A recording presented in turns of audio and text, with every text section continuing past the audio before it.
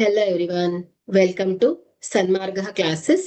ಘನಗಳು ಮತ್ತು ಘನಮೂಲಗಳು ಅಧ್ಯಾಯದ 14ನೇ ಪ್ರಶ್ನೆಯನ್ನ ಗಮನಿಸಿ.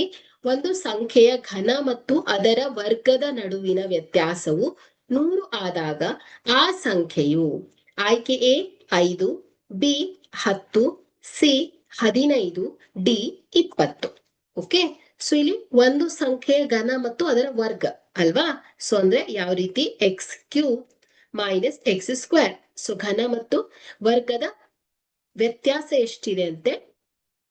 100 ಆಗಿದೆ ಅಂದ್ರೆ ಆ ಸಂಖ್ಯೆ ಯಾವುದು ಅಂತ ಕೇಳ್ತಾ ಇದ್ದಾರೆ. ಸೊ ಆಯ್ಕೆಯನ್ನ ನೋಡಿ ಟೆಸ್ಟ್ ಮಾಡ್ತಾ ಹೋಗೋಣ. ಸೊ ಫಸ್ಟ್ ಆಯ್ಕೆ ತಗೊಳ್ಳಿ. ಸೊ 5 ರ ಘಾತ 3 ಮೈನಸ್ 5 ರ ಘಾತ 2. ಸೊ ಇಲ್ಲಿ x ಅನ್ನ 5 ಇಟ್ಕೊಂಡಾಗ ಸೊ 5 ರ ಘಾತ 3 ಎಷ್ಟು ಬರುತ್ತೆ?